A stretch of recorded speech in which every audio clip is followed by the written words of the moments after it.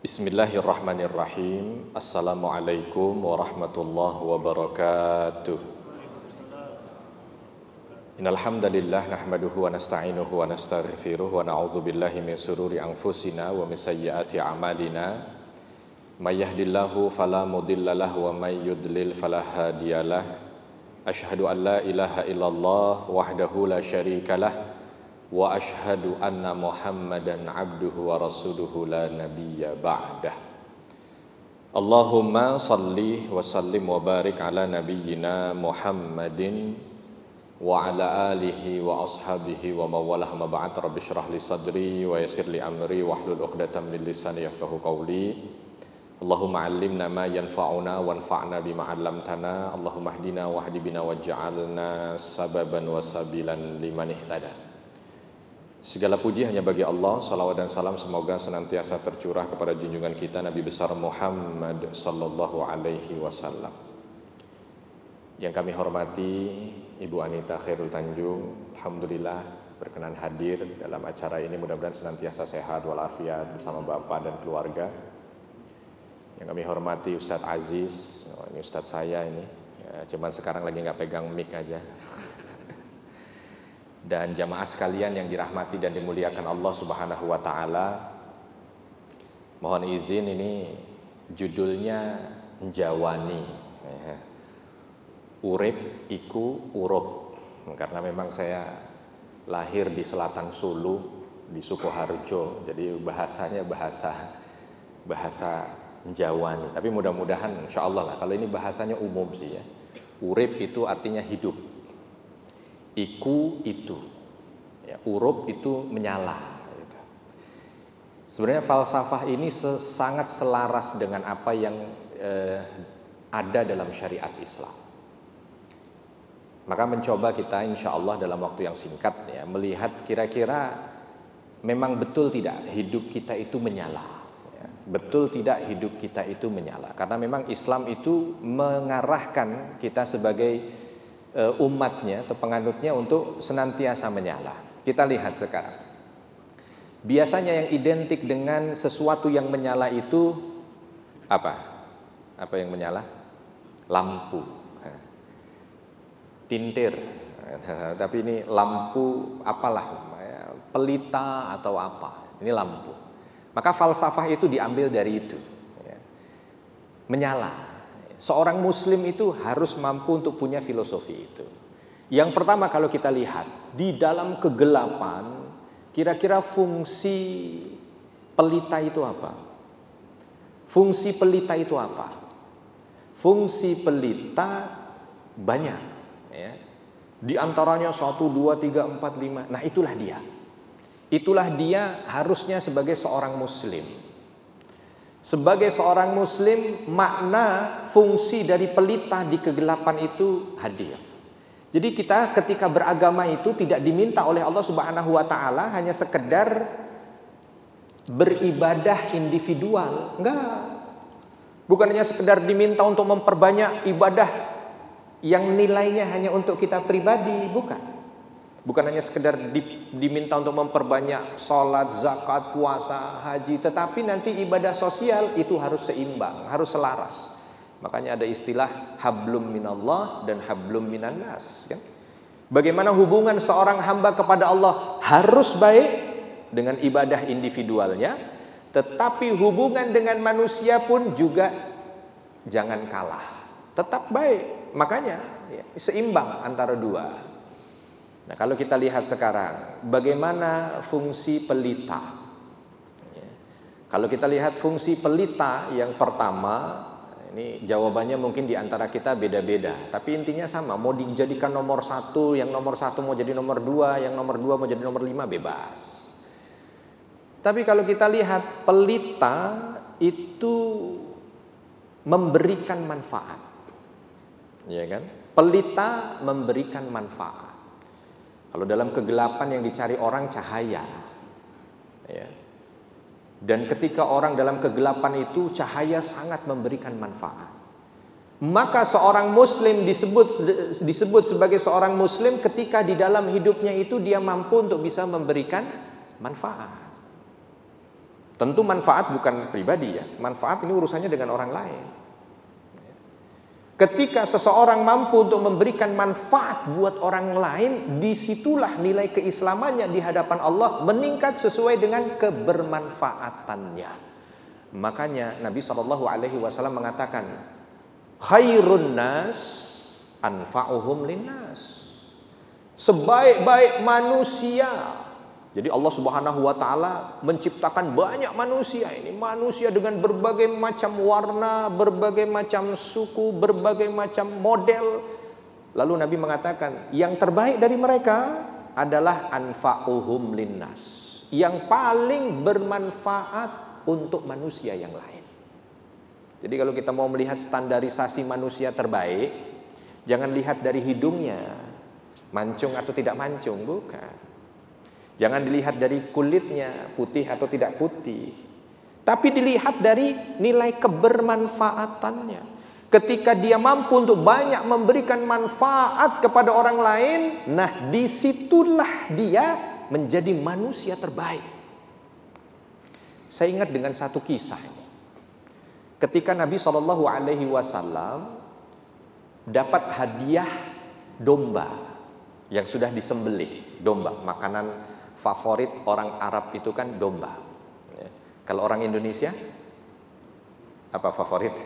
Ayam biasanya. Jadi kalau disuruh mau ayam atau domba, ayam. Ayam atau ikan, ayam. Kalau boleh dua-duanya, ikan ayam. Domba. Nah Nabi itu makanan favoritnya domba. Dan Nabi itu kalau makan domba itu nggak tiap hari. Nggak setiap hari makan makanan favorit, karena Aisyah radhiyallahu anha istri beliau menyampaikan Nabi itu paling sering di rumahnya aswadain, dua benda hitam makanannya, kurma dan air. Tapi bukan berarti kita nanti di rumah harus makan kurma dan air terus ya. Enggak, ini masuk angin, ini baru 2 hari udah masuk angin. Ini kondisi pada masa itu. Makanan memang orang Arab makanannya itu. Jadi kalau makan daging itu sesuatu yang istimewa. Singkat cerita Nabi bawa makanan itu, atau bawa, belum jadi makanan ya, masih baru disembelih karena dapat hadiah dari seorang sahabat, bawa pulang dengan wajah yang ceria. Mungkin saat itu beliau sedang betul-betul pengen makan daging kambing dan dapat gitu ya. Nah, dibawa, ketuk pintunya, lalu disampaikan kepada istrinya, Aisyah masak ini dengan masakan terlezat. Diterima oleh Aisyah, lalu Nabi seperti biasa melakukan aktivitas yang lain. Aisyah masak. Nah ketika masak, orang zaman dulu itu kalau masak tetangganya nyium ya. Oh ketahuan, oh tetangga lagi masak daging, sini lagi masak sayur asem. Sini lagi goreng ikan asin, nggak, orang Arab nggak ada. Nah begitu tercium, sebahagian orang-orang fakir miskin atau orang yang mungkin lama tidak merasakan makan daging merasa bahwa oh Nabi saat ini sedang ada pesta mungkin atau ada apa, maka pada datangnya juga bawa mangkok, bawa piring, bawa apa ya. Sambil ngetuk assalamualaikum, Aisyah sudah selesai masak tuh. Begitu lihat siapa, oh ada orang, udah nggak pakai ngomong tapi udah bawa mangkok. Ya sudah diambil itu dikasih. Sampai begitu setiap ngetuk dibuka, kasih. Setiap ngetuk dibuka, terakhir ngetuk Nabi SAW. Kaget Aisyah, astagfirullahaladzim, waduh, ini Rasul masih ada sisa apa enggak? Kenapa? Karena semuanya tadi udah datang dikasih. Begitu dilihat tinggal tersisa salah satu paha dari domba itu. Maka Nabi ketika masuk bilang kepada Aisyah, wahai Aisyah, mana? Ya, makanan yang sudah kau masak mana? Hidangkan. Ayo kita makan. Maka Aisyah datang dengan membawa sesuatu yang tersisa tadi dan kecil, lalu mengatakan kepada Nabi, ya Rasul, mohon maaf, hanya ini yang tersisa. Melihat itu dan mendengar perkataan Aisyah radhiyallahu anha, berubah muka Nabi. Berubah. Yang tadi senyum tiba-tiba langsung datar. Wahai Aisyah, salah engkau. Salah. Ucapanmu salah. Bukan hanya ini yang tersisa dan yang lain sudah tidak ada. Salah. Yang benar, yang hilang itu yang tersisa, dan yang ada di depan kita ini yang akan habis. Jadi berubah muka bukan gara-gara tinggal tersisa dikit, bukan. Ya. Tapi berubah muka seolah ingin meluruskan apa yang disampaikan oleh Aisyah radhiyallahu anha, bahwa yang tersisa bukan yang mau dimakan, yang dimakan begitu dicicip masuk mulut, perut, selesai, hilang. Sedangkan yang tadi dibagi-bagi itu memang tidak lewat mulut, tidak dirasa oleh lisan, tidak dicicip ini di sini, tetapi itulah yang tersisa. Tersisa karena punya nilai kebermanfaatan. Mungkin ada orang yang sudah sekian hari tidak makan, tapi dengan itu terselamatkan nyawanya. Mungkin ada orang yang dia harusnya menjadi kepala rumah tangga tapi tidak bisa bekerja karena mungkin kelaparan. Akhirnya dengan itu bisa terisi lambungnya dan dia bisa kembali bekerja. Nilai kebermanfaatan. Maka seolah Nabi SAW ingin mengajarkan kepada kita bahwa khairun nas anfa'uhum linnas. Jadi Nabi SAW tidak mencela itu yang dilakukan oleh Aisyah radhiyallahu anha. Kalau itu diberikan kepada yang lain, dipuji, tetapi dengan cara mengajarkan, ya. Dipuji dengan cara meluruskan bahwa yang dimaksud sebuah kebaikan ketika seseorang itu memberikan kebermanfaatan. Nah ini kalau kita bicara urip iku urup, maka dilihat kira-kira dalam keberadaan kita ini sudah mampu belum kita memberikan kebermanfaatan untuk orang lain. Ya. Kalau seandainya keberadaan kita ini orang lain merasa seolah adanya kita ini anugerah untuk dia, alhamdulillah. Kenapa? Karena disitulah seolah stempel, belum datang dari Allah tapi datang dari makhluknya, bahwa kita termasuk bahagian orang yang disebut oleh Nabi SAW sebagai khairun nas, manusia terbaik. Manusia terbaik yang memberikan banyak manfaat. Nah, mencoba untuk melihat kira-kira kita itu dalam kehidupan, sekali lagi, banyak amanah yang Allah amanahkan kepada kita. Sudahkah kita dengan amanah itu mampu untuk bisa memberikan kebermanfaatan untuk orang lain? Banyak orang begini, bagaimana Ustadz saya memberikan manfaat buat orang lain, padahal saya sendiri juga hidup pas-pasan, ya. Gaji saya ada yang 15 koma, 20 koma, ya. Artinya 15 koma itu tanggal 15 sudah koma. 20 tanggal 20 sudah koma. Alhamdulillah. Ya udah koma, di tengah bulan saya udah koma, Ustaz. Bagaimana saya mau? Kebermanfaatan itu tidak harus selamanya dengan nilai nominal kan. Ini satu dulu, karena kadang-kadang semua itu seolah ya, namanya manfaat itu kita harus memenuhi apa yang kita punya, lalu semua yang ada kita punya ini sudah berlebih baru bisa memberikan manfaat. Enggak. Ya, kalau begitu tidak adil. Allah Subhanahu wa taala tidak adil, karena yang bisa memberikan kebermanfaatan berarti orang yang punya kelebihan rezeki. Tidak. Karena justru adilnya Allah, Rahman dan Rahimnya Allah, maka Allah Subhanahu wa taala memberikan nilai kebermanfaatan, kemampuan untuk memberikan manfaat itu bukan hanya sekedar orang yang berlebih secara materi. Karena kelebihan itu banyak. Ada di antara kita mungkin kelebihannya apa biasanya? Hah? Apa kelebihannya? Contoh misalkan, teman-teman kelebihannya diterima atau memiliki apa? Pekerjaan, itu kelebihan dibanding dengan sekian banyak manusia yang nganggur misalkan. Ya kan? Nah, ketika dalam kerja itu ada nilai bukan hanya sekedar untuk mencari apa? Sesuatu yang memenuhi kebutuhan hidup, ya, tapi di sana ada niat untuk membantu orang lain. Itu nilai kebermanfaatan. Ustadz Aziz yang selalu mengajarkan ke saya, oh memang saya kerjanya di bidang media, tapi dengan media itu akhirnya orang lain tercerahkan gitu kan. Dengan media itu orang lain terhibur, dengan media itu orang lain bisa punya ilmu dengan itu sama. Itu juga kebermanfaatan. Artinya kita diizinkan oleh Allah Subhanahu wa taala untuk memiliki pekerjaan, dan ketika kita meniatkan pekerjaan itu memberikan manfaat untuk orang lain, maka sebanyak orang lain itu menerima manfaatnya, kita dapat. Itu satu. Jadi artinya semua yang sudah punya job, yang sudah punya pekerjaan bisa memberikan manfaat kepada sebanyak-banyak manusia. Ya kan? Yang kedua, mungkin kalau seandainya kita tidak bicara, kalau langsung bicara rezeki gampang ya, insya Allah lah ya. Yang kedua, apalagi yang bisa kita berikan kebermanfaatan dari apa yang kita miliki?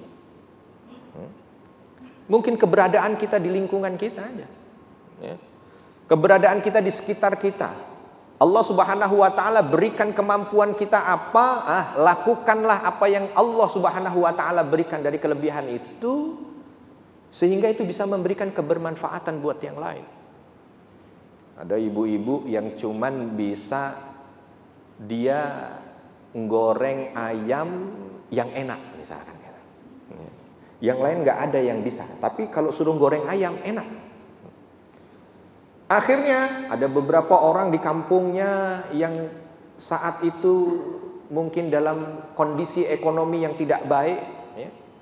Dia ajarkan nih caranya goreng ayam. Nih, gini. Mudah-mudahan kamu dengan ilmu ini siapa tahu bisa memperbaiki ekonomi. Karena saya pernah dalam satu kesempatan datang ke satu daerah. Di daerah itu banyak yang buka warung ayam goreng.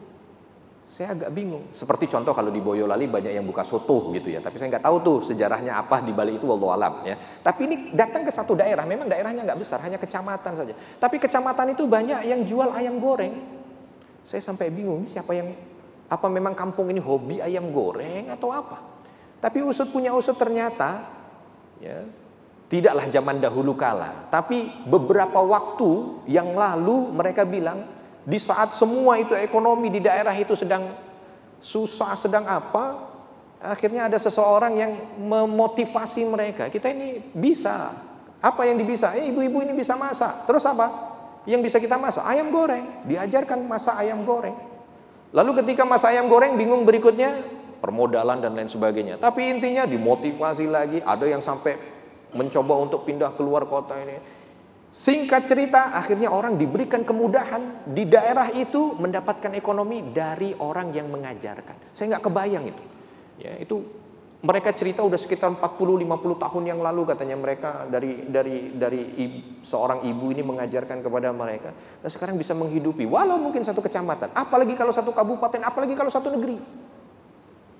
Pahalanya akan mengalir. Yang kadang-kadang kita mungkin kalau saya bayangkan kalau ibu itu saat awal meremehkan apa yang dia miliki, mungkin itu tidak akan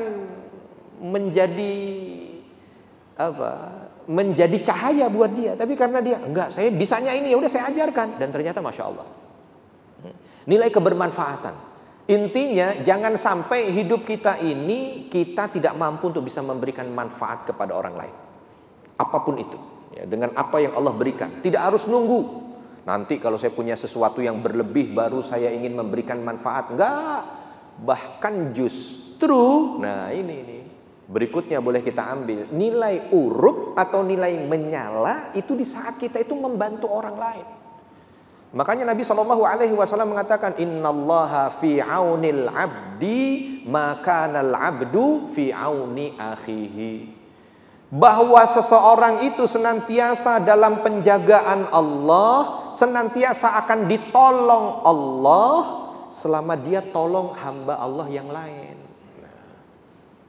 Kalau kita pahamin hadis ini, maka kuncinya sebenarnya ketika kita ingin mendapatkan pertolongan Allah, jangan tunggu kita punya kelebihan lalu bantu orang lain. Enggak.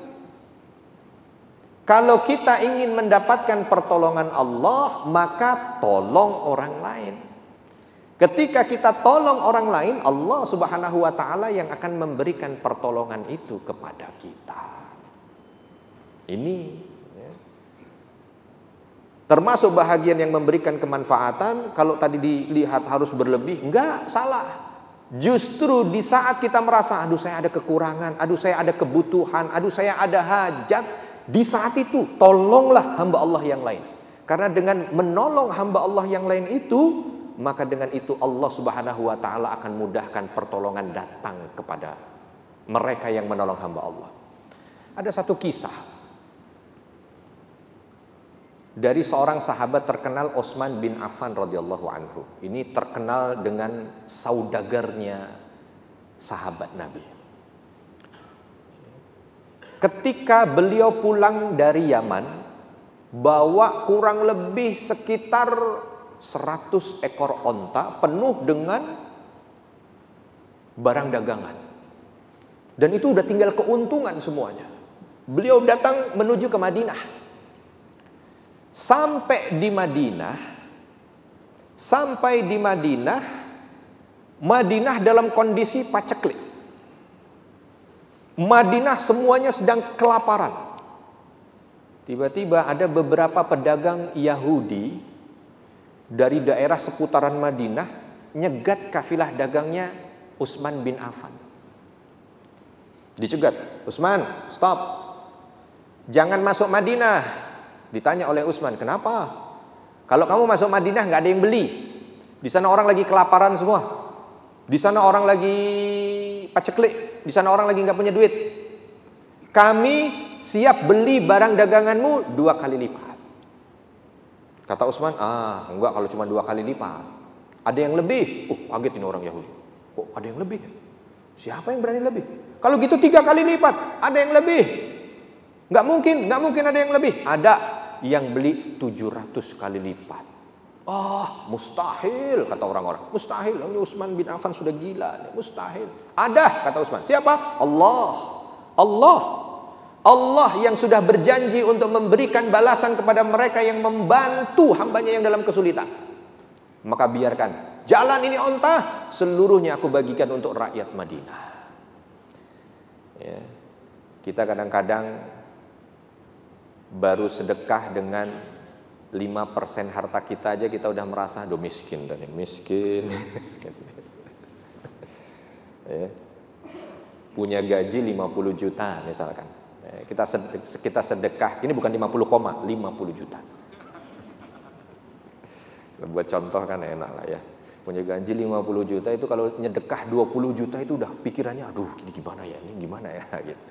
Ini 100 ekor onta itu, kalau 100 ekor onta itu biasanya 1 ekor itu kalau dikalkulasi dengan rupiah itu dulu pernah ada beberapa yang mencoba untuk melihat 1 miliar. Jadi kalau 100 ekor 100 miliar. Zaman dulu 1400 tahun yang lalu, dikasih semuanya. Ambil. Pertanyaannya sekarang, apakah Utsman bin Affan dengan itu miskin? Enggak. Bahkan sampai sekarang di Madinah itu pernah ketika Ramadan, di saat dibagi di Masjid Nabawi itu korma. Ya. Di sebelah saya ada seorang ahli orang Madinah asli, gitu ya. Ngobrol di awal sebelum buka puasa itu ngobrol begini. Terus dibagi korma, dia mungkin ngelihat ada capnya gitu ya. Dia yang bilang, "Kamu tahu nggak ini korma dari mana?" Wah, nggak tahu, saya mah bukan ahli korma. Dia bilang, "Ini korma dari kebunnya Utsman bin Affan." Saya kaget, ini dari kebunnya Utsman bin Affan. Kok bisa? Iya, ada kebun yang itu merupakan wakaf yang dimiliki oleh Utsman bin Affan, itu sampai sekarang masih berbuah itu korma. Bahkan ada sumur yang disebut dengan sumurnya Utsman, itu sumur masih memberikan suplai minum atau suplai air, suplai untuk perkebunan buat orang Madinah sampai dengan saat ini. Itu pahala masih udah nggak dipakai lagi untuk keluarganya Utsman, cuman dinilaikan untuk apa? Wakaf saja. Di antara sahabat yang ketika beliau meninggal dunia semua anak keturunannya itu menjadi miliarder adalah Utsman bin Affan. Padahal kalau dilihat dari keseharian beliau di saat beliau hidup, itu seolah orang yang tidak pernah takut miskin. Bukan macam-macam, tadi diambil yang tadi.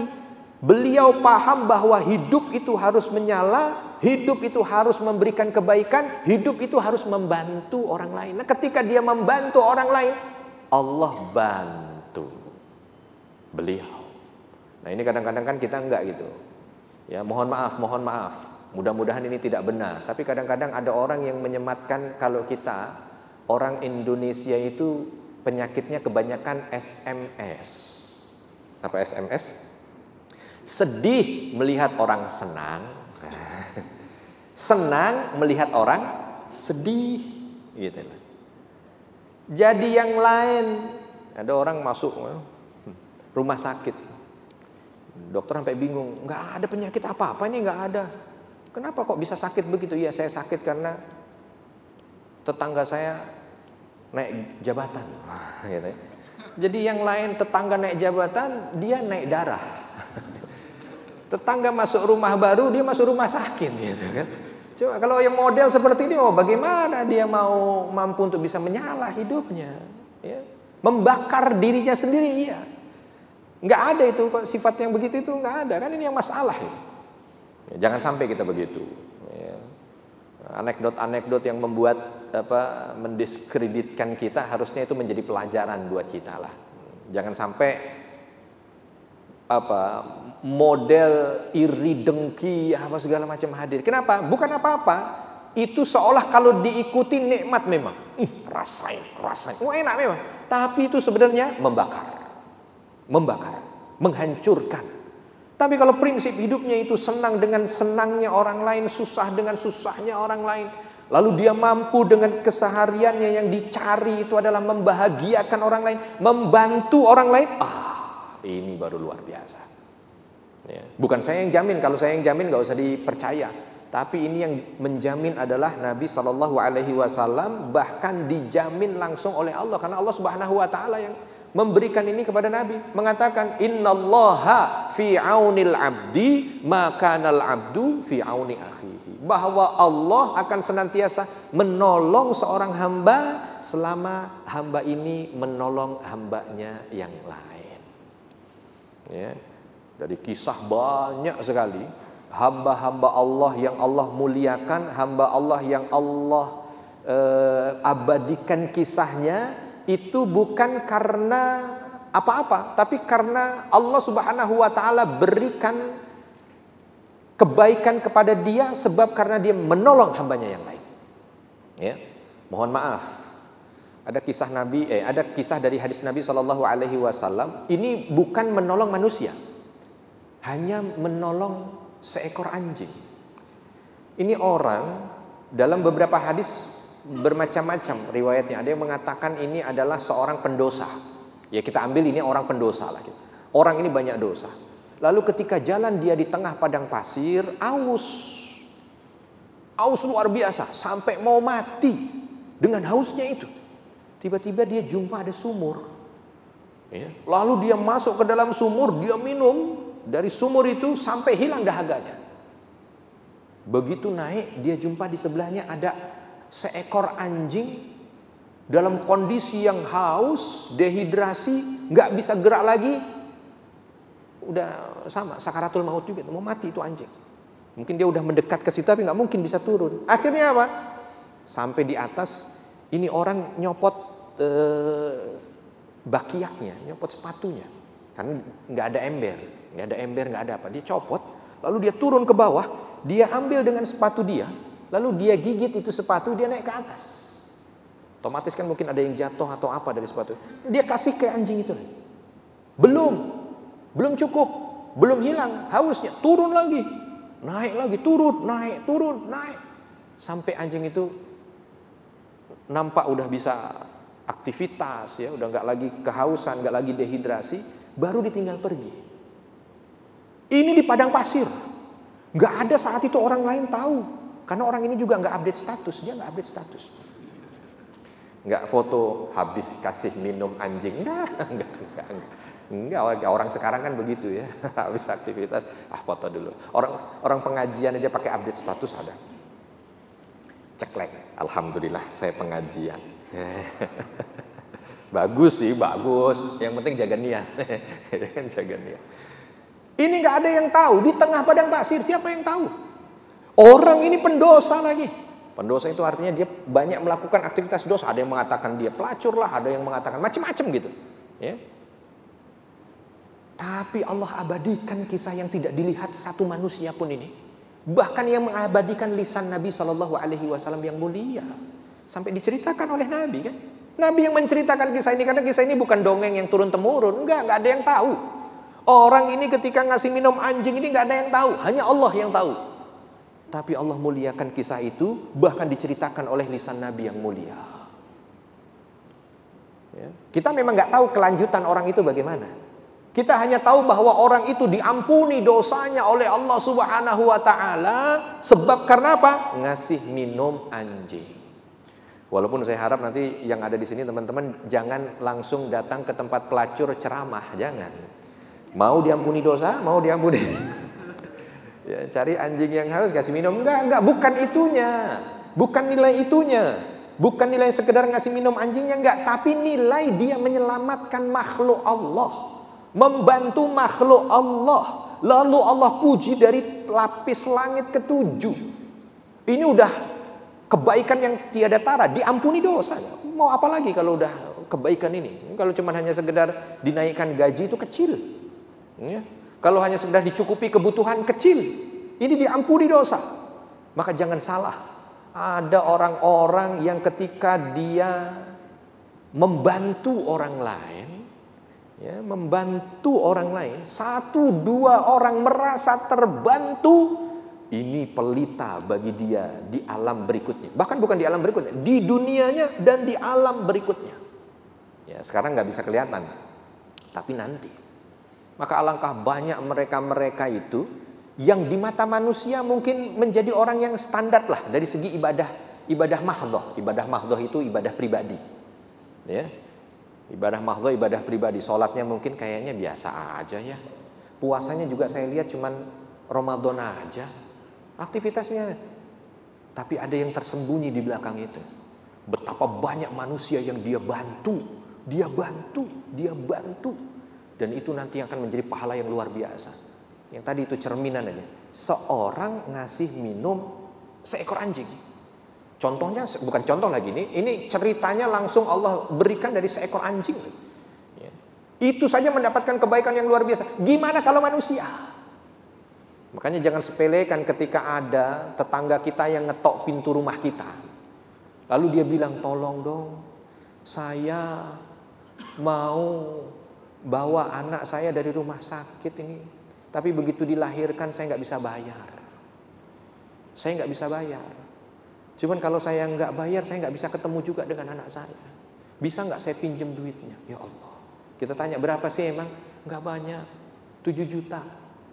Buat dia seolah itu pengen mengecilkan itu di hadapan kita sebagai nggak banyak. Mungkin buat dia besar sekali itu sampai dia nggak bisa bayar untuk nebus anak.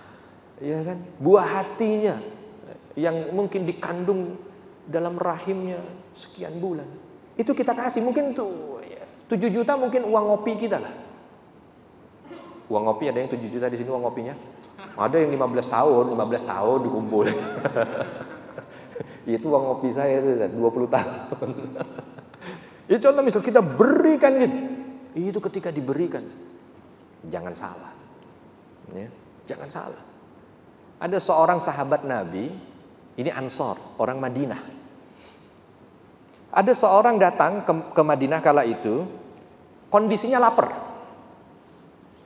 Setelah perjalanan jauh. Lalu datang kepada Nabi.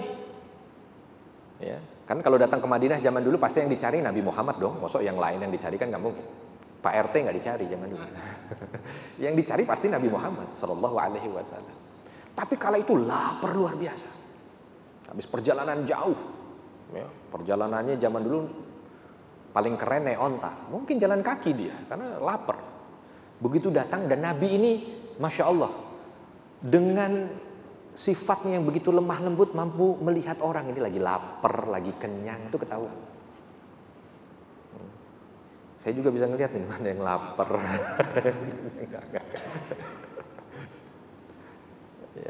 Bisa ketahuan. Cuman ini juga kan sahabat nggak mungkin mengatakan di hadapan Nabi saya lapar. Nggak. Menjaga muruah namanya. Akhirnya cuman ngobrol sama Nabi yang segala macam. Tapi Nabi tahu ini lapar. Singkat cerita ada beberapa sahabat yang ada di sana. Lalu disampaikan, siapa dari kalian yang ingin menjamu tamuku ini? Karena Nabi sendiri juga nggak punya apa-apa waktu itu. Lalu tiba-tiba ada seorang sahabat Ansor yang kala itu langsung angkat tangan. Saya wahai Rasul. Semoga keberkahan Allah datang padamu yang membantu tamuku. bawa pulang nih. Kalau kita baca hadisnya itu sampai di situ dikira ini sahabat yang bantu ini orang kaya nih. Kenapa? Langsung angkat tangan, nggak pakai tanya-tanya gitu kan? Nggak pakai telepon dulu yang di rumah. Ada korma nggak? Nggak pakai. Ya, langsung aja, saya Rasul. Walaupun memang kala itu nggak banyak orang memang di sisi Nabi. Dibawa. Begitu sampai di rumah tamunya ditaruh di situ. Bilang sama istrinya, ada masakan apa? Ya, ini nggak pakai apa namanya? Nggak pakai komunikasi dulu. Istri jawab, nggak ada makanan. Ya, kalau sekarang bagaimana ibu-ibu, bapak-bapak pulang ke rumah bawa tamu suruh kasih makan, padahal di rumah nggak ada apa-apa. Papa kok nggak ngomong-ngomong sih? Gitu ya. Tapi sahabat ini tadi langsung bilang, itu ada tamunya Nabi. Oh, kalau begitu saya siapkan yang ada di kulkas. Nggak ada, dulu nggak ada kulkas sama dulu. Yang ada, betul disiapin. Tapi anaknya ini juga kelaparan. Ya, anaknya ini kelaparan. Kalau nanti kelihatan masak, oh anaknya pada bangun. Maka akhirnya apa? Dibikin taktik. Kamu ambil batu, seolah rebus saja dah batu dekat anak kita. Jadi ngeliat, oh masih nyala. Sampai anak kita tidur. Nah makanan itu kasih ke beliau. Kasih ke beliau. Maka dimasaklah makanan yang cukup untuk satu orang. Tapi makanannya cukup untuk satu orang kan. Taruhlah ini yang di dalam rumah nggak makan nggak apa-apa. Tapi kalau mau bawa makanan, lalu ketika makan, tamunya kan nggak enak kalau makan sendiri. Ya. Enak nggak kalau tamu makan sendiri? Kita jadi tamu makan sendiri, tuan rumah nggak makan, enak nggak? Ya enak aja Ustaz. Nah itu enak aja. Ini kita ambil yang nggak enak dia. Begitu tamunya tanya, loh Anda tidak makan? Sebentar, masih ada di dalam. Oh, ya.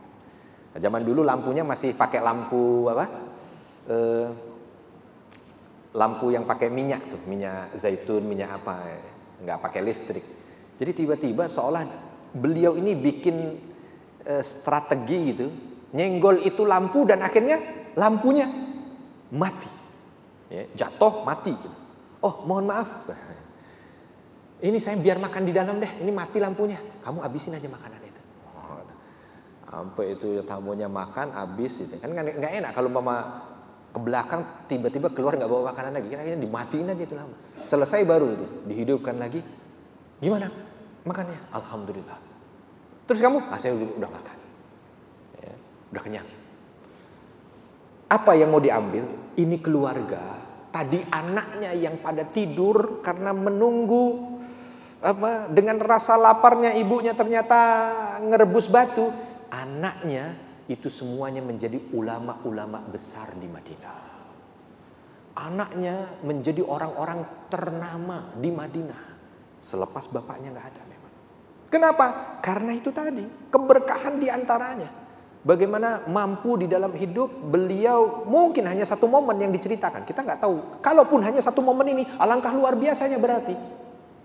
Ketika seseorang itu dalam hidupnya diberikan kekuatan oleh Allah untuk membantu orang lain yang kesulitan. Maka urip iku urup. Menyala dan pelita itu membantu. Maka hendaknya satu, hidup kita manfaat. Dua, hidup kita mampu untuk menjadi sumber kebaikan dengan bantuan yang kita berikan, entah apa yang kita bisa. Yang ketiga, ya, tidak, pelita itu tidak menyakiti. Ya. Sesuatu yang membuat kita mendapatkan manfaat dan dia tidak menyakiti. Makanya seorang muslim juga begitu, selaras. Al-muslim man salimal muslimun min lisanihi wa yadihi. Orang itu disebut sebagai seorang muslim kalau dia itu selamat, ya, atau orang lain itu selamat dari lisan dan tangannya. Gampangnya begini, ketika dia tidak pernah menyakiti orang dengan lisan dan tangannya, maka orang itu disebut sempurna imannya. Ya. Sempurna iman seseorang ketika dia mampu menjaga lisan dan tangannya untuk tidak menyakiti orang lain. Ya. Ini kadang-kadang kita sendiri gitu. Coba kalau saya suruh memejamkan mata dan suruh membayangkan orang-orang yang sangat takut ditemui karena kalau ketemu dengan dia terluka hati oleh lisannya, nah, mungkin adalah gambaran orang-orang itu. Coba bayangkan, entar Ustaz, banyak. Banyak. Jangan, ya. Kalau bisa, bukan kalau bisa. Jangan sampai kita termasuk orang yang dibayangkan. Jangan sampai kita termasuk orang ketika orang ingin ketemu dengan kita panas dingin. Atau ketika orang mau ketemu dengan kita, wah itu alasannya beribu-ribu. Kalau bisa enggak. Kenapa? Karena lisannya ini enggak baik. Ya. Tangannya enggak baik. Makanya Nabi SAW pernah satu kesempatan ditanya oleh seorang sahabat Rasul, bagaimana pendapatmu tentang seorang wanita yang dia itu sholat malam, puasa sunnah, tapi ada tapinya, tetangganya senantiasa tersakiti hati oleh lisannya. Maka Nabi nggak pakai panjang itu mikir apa segala macam, bahkan jawab dengan jawaban pendek. Nabi mengatakan hiya finnar, itu orang di neraka. Lalu sahabat ini seolah penasaran lagi. Lalu bagaimana dengan seorang wanita yang kalau wanita ini sholatnya hanya sholat wajibnya saja, puasanya hanya puasa wajibnya saja, tapi tetangganya semua bahagia dengan lisan orang ini. Maka Nabi pun menjawab dengan cepat dan singkat, hiya fil jannah. Nah, orang ini di surga. Jadi artinya timbangan surga dan neraka itu ada di perilaku dan akhlak seseorang. Ya kan? Ada di perilaku dan akhlak seseorang. Makanya kalau kita jumpa dengan orang, tolong jaga lisan, jaga perilaku. Bikin mereka yang jumpa dengan kita itu gembira. Udah itu aja. Nggak usah nyebut-nyebut yang nggak disukai oleh orang itu, walaupun itu fakta. Wih, udah lama nggak ketemu, sekarang hitam banget ya. Walau itu fakta, memang dia hitam kok Ustaz. Iya betul, tapi emang nggak ada subjek yang lain. Ih, kayaknya 3 tahun nggak ketemu udah gembrot banget. Itu pulang bisa beli kaca 3 ini, bener. Coba bayangkan. Iya kan? Nggak usah yang begitu nggak usah, yang sensitif itu nggak usah. Udah. Kamu banyak kena matahari ya? Emang kenapa? Mukamu jerawatan. Oh, itu kalau buat laki-laki sih nggak ada masalah mau jerawatan. Tapi buat wanita, oh gitu. Contoh misalkan, udah nggak usah, nggak yang begitu itu nggak usah. Ya, gimana kisahnya ketika kita jumpa dengan orang lain itu yang baik-baik. Yang ketika kita ngomong dengan dia ini senang gitu dia dengarnya. Ya, senang dia dengarnya. Ya. Banyak subjek kan kita bisa ngelihat udah yang gimana dia bahagia, gimana dia senang. Ya, kalau misalkan dia ada sesuatu yang mungkin ya diuji oleh Allah, nggak usah kita sebut-sebut lah. Atau nggak usah menjadi pertanyaan yang kalau itu ternyata menyakiti hatinya, udah biarin aja. Ya. Apa segala macam, kadang-kadang kan ada orang yang kita kan nggak tahu ya, hidup manusia ini kadang-kadang dia banyak ngelihat itu manusia ini lebih mudah untuk negatif thinking gitu. Untuk berprasangka buruk kenapa lebih mudah dibanding dengan prasangka baik? Ya. Ada orang laki-laki udah 3 hari makan siang di warteg. Kalau kelihatan sama orang, tuh lihat tuh, sekarang udah makan di warteg terus dia. Dicari-cari itu. Kalau udah nggak dimasakin sama istrinya. Coba bayangin. Enggak, bukan dengan dimasakin sama istrinya. Memang saya sih dengar kayaknya 3 hari yang lalu dia kayaknya lagi ada masalah. Oh, udah tafsirannya dipanjang ya. Kenapa? Ya. Padahal mungkin istrinya lagi sakit di rumah, ya. Dia sebagai suami ingin bertanggung jawab, nggak mau merepotkan. Jadi bawa kan kita. Tapi kadang-kadang, nah inilah. Makanya Nabi SAW mengatakan ketika kau lihat ada kesalahan dari sahabatmu, kau lihat ada kesalahan dari saudaramu, satu kesalahan di matamu seolah cari 1000 alasan untuk membenarkannya. Maksudnya ketika kita lihat ada sesuatu jangan suuzon dulu nih di sini. Ya. Ketua masjid, ada ketua masjid di sini? Ada yang ketua masjid ya? Kalau ada jamaahnya yang nggak datang ke masjid, nggak langsung udah 2 kali dia nggak ke masjid, emang begitu orangnya jahat. Ya, oh mungkin lagi sakit ya, mungkin lagi apa ini, carilah yang baik-baik. Ya. Cari yang baik-baik. Untuk apa? Untuk menutupi itu supaya apa? Supaya kita tetap tadi menjadi pelita gitu. Ya, supaya kita tetap menjadi sesuatu yang baik untuk orang-orang yang ada. Nah, itu kurang lebih urip iku uro. Ya. Dengan nilai-nilai yang lain lagi. Ya, tentu banyak sekali semua nilai yang ada di dalam Islam itu adalah nilai yang membuat orang itu menyala, pastinya. Ya. Tetapi karena kita juga terbatas oleh waktu singkat, maka mungkin ini yang bisa saya sampaikan. Bismillah, kita sama-sama bermunajat di kesempatan yang baik ini agar segala apa yang mungkin di antara kita yang hadir saat ini punya hajat dimudahkan Allah Subhanahu wa taala. Yang saat ini sedang diuji oleh Allah Subhanahu wa taala mampu untuk dikuatkan dan lulus dengan ujian itu. Atau mungkin saudara teman kita ada yang sakit, akan Allah sehatkan. Mungkin ada yang saat ini sedang kesulitan, kita doakan agar mendapatkan kemudahan. Dan mudah-mudahan kita semua di sini juga mampu untuk bisa menjadi hamba Allah terbaik yang memberikan manfaat kepada orang lain, hamba Allah terbaik yang mampu membantu hambanya, dan hamba Allah terbaik yang senantiasa mendapatkan nilai baik di hadapan para hamba Allah yang lain. Dan mudah-mudahan kita juga berkesempatan di sini dihadiri oleh Ibu Anita. Semoga beliau senantiasa diberikan kesehatan, panjang umur, keberkahan, kekuatan untuk bisa bersama dengan Bapak mengelola apa yang Allah amanahkan ini, sehingga kita pun yang hadir di sini mampu untuk bisa mendapatkan keberkahan dan kebaikan itu. Untuk perusahaan yang saat ini kita sedang bekerja di dalamnya, itu adalah nikmat dari Allah. Kita juga doakan tempat kita berusaha ini. Semoga Allah jaga itu, semoga Allah berikan kemudahan untuk terus berkembang dan maju, dan kita berdoa semoga tempat kita bekerja ini menjadi anugerah terbaik untuk umat manusia. Begitu juga kita doakan sahabat-sahabat kita yang terjajah di Palestina. Allah berikan kemudahan dalam upaya untuk mendapatkan kemerdekaannya. Seperti dulu kita juga didoakan oleh mereka ketika kita upaya untuk bisa mendapatkan kemerdekaan kita. Dan untuk segala niat yang baik, doa yang baik, Al-Fatihah. A'udzubillahi minasyaitonirrajim. Bismillahirrahmanirrahim. Alhamdulillahi rabbil alamin arrahmanir rahim maliki yaumiddin. Iyyaka na'budu wa iyyaka nasta'in. Ihdinas siratal mustaqim. Siratal ladzina an'amta 'alaihim ghairil maghdubi 'alaihim waladdallin. Amin.